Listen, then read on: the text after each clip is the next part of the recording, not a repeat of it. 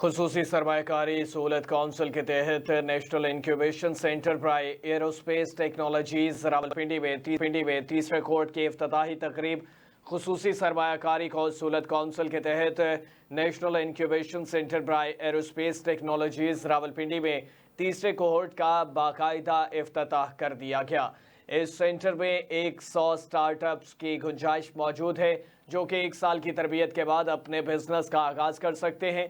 National incubation centre by aerospace technologies में 1 साल में 2 बैच चलाने की सलाहियत मौजूद है। National incubation centre by aerospace technologies के साथ इश्तराक में वजारत इंफॉर्मेशन टेक्नोलॉजी और टेलीकम्युनिकेशन और पाकिस्तान एरोनॉटिकल कॉम्प्लेक्स और इसमें कामरा इग्नाइट और एरो यूनिवर्सिटी और national aerospace science and technology park शामिल हैं।